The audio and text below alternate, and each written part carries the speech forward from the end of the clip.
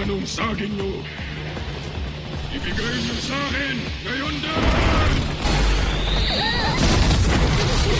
Ano bang gusto labas ng espiritong yun? Teka, may isa ka pa bang tinatago dyan sa baba, ha? Di ba halatang wala na? Alien yun, hindi yun espiritu! Ano? Hindi ako pwede magkamali, no? Sa color pa lang, malinaw na yun nga ang Flatwood Monster! Una sila namataan doon sa isang bayan sa Amerika na tinatawag na Flatwoods. Sa Japan, pinakakita na rin sa kanila si Yamanashi na kilala ang aliens na yun sa taas din ng 3 metro.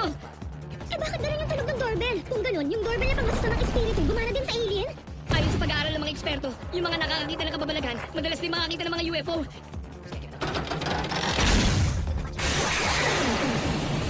Ibig sabihin, posible na mayroong pagkakapareho sa pagitan ng mga multo at ng mga alien. Salbigan pa yun ang mga nakaharap nating alien kahapon? Ang kulit nila! Kapag hindi tayo nagmadali at gumawa ng paraan, mamamatay tayo sa hamog na lason. Pero habang pinipigilan kong sumpa kay Okarun, hindi ko magagamit ang psychic powers ko sa kanya. Visayas eh!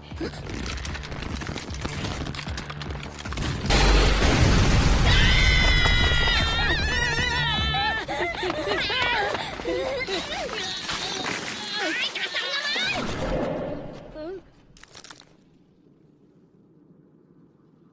Ano? Naman!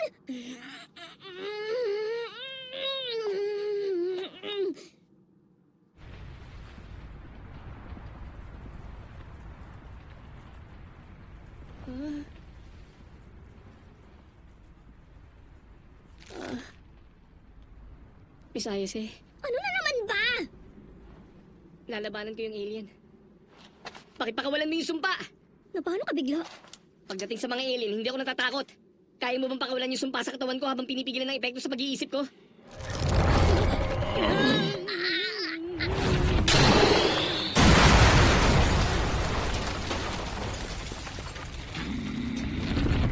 Akala mo lang madali pero hindi ko pa namamaster ang pagkontrol sa kapangyarihan to.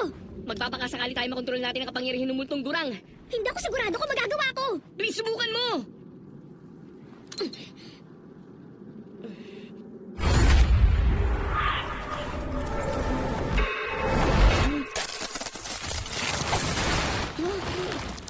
Visayas eh! Ibigay nyo na sa akin yan ngayon!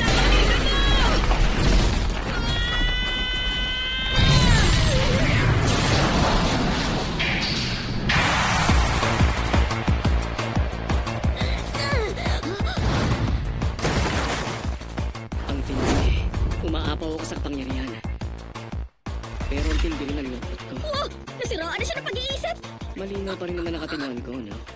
Pero sobrang lungkot ko talaga, no? Bakit ganyan ka magsalita? Ano nangyari sa'yo? Pasensya na. Mahihain kasi talaga ako, no? Sinabi na mo na ulit sasabihin yan eh! Ang isang katulad ko, mabuti pa kung maglaho na lang, eh.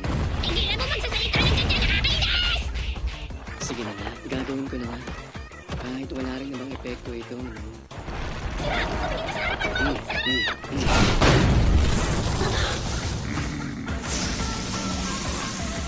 Bigla na lang kumilos ng pusa ang katawan ko ron. Kung gano'n ito pala ang kapangyarihan ni Turbo Lola, nalulumo ako. Sobrang bilis! Nagawa na sa isang iglap lang! Ang galing! Baka napatalo natin siya!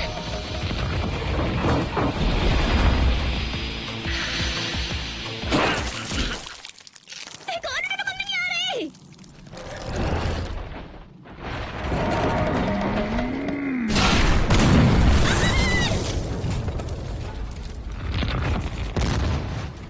Ibigay nyo na sa akin yan! Okarun, okay ka lang? Pasensya na, Miss Ayas, eh. Hindi makasabay ang katawan ko sa kapangyarihan ng sumpa. Pakiramdam ko para mabubunit sa milyon-milyong piraso ang katawan ko. Hindi naman kasi pantao ang bilis na to, eh. Pero sa kabila ng bilis ko, 5 daliri lang ang napinsala ko sa halimaw na yan. Paano natin matatalo ang ganyang klase ng halimaw? Aba, ewan ko! Huwag ka sa akin mag-aalit! Kung alam ko kung paano, edi sana hindi na tayo nahihirapan ngayon! Yung forma niya. Sumo yan, di ba? Ano? Kung magagawa natin mapahawak ang kamay niya sa lupa, baka manalo tayo sa kanya. Miss Ayes henyo ka ba ha? Matagal na. Isang beses ko na lang kayang gawin ha. O Karun, targetin mo siya sa binte. Tapos gagamitan ko siya ng psychic powers ko para mapadapa. Nakakalungkot. Kailangan ko makalapit ng gusto sa kanya, kaya backupan mo ako para magawa ko, okay? Pahirap naman. Ibigay niyo sa akin ang organong saging niyo! Elden! Hindi ko na kaya. Tigilan ng simpa gamit ang kanang kamay. Tapos pabagsakin ng halimurin gamit ang kaliwa. Saan? Pahira! Uy, teka na.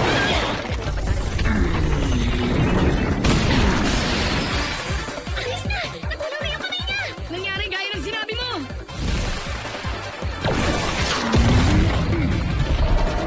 Seryoso? Miss Ayes, tumakbo ka na!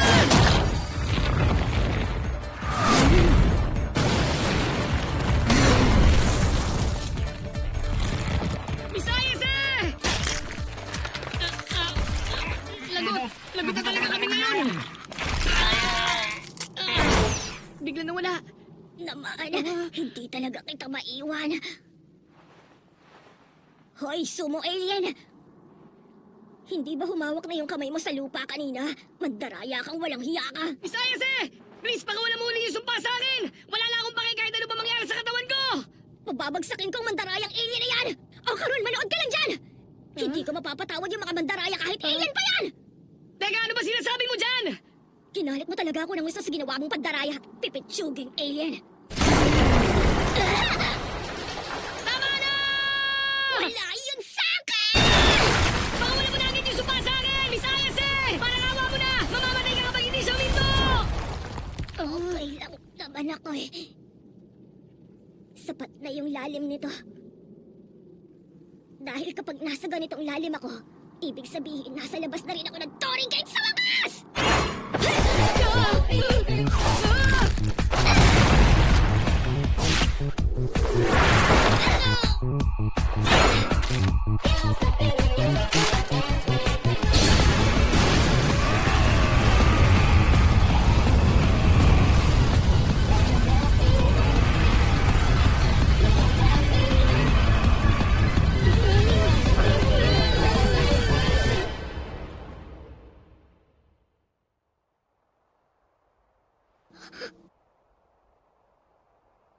Bumalik na. Ligtas na kami. Hoy, oh, Karun! Bumalik na sa dati! Tingnan mo! Akala ko mamamatay na ako kanina! Miss Ayes yung sumpa! Ano ka ba? Nakakainis ka na talaga eh! Pagpahingahin mo naman ako kahit sandali lang, pwede? Gustuin ko man, wala naman ako magagawa eh. Teka lang, nagpalit ka ba ng hairstyle? Paano ko naman gagawin yun? In fairness, bagay sa'yo ah. Kaya lang mas gusto ko pa rin yung panglolang kulat ng buhok mo. Pero inasal mo naman ako kanina! Teka, parang umiikot ang paningin ko. Hala, Ha? Miss Ayes Hoy, gumising ka dyan! Miss Ayes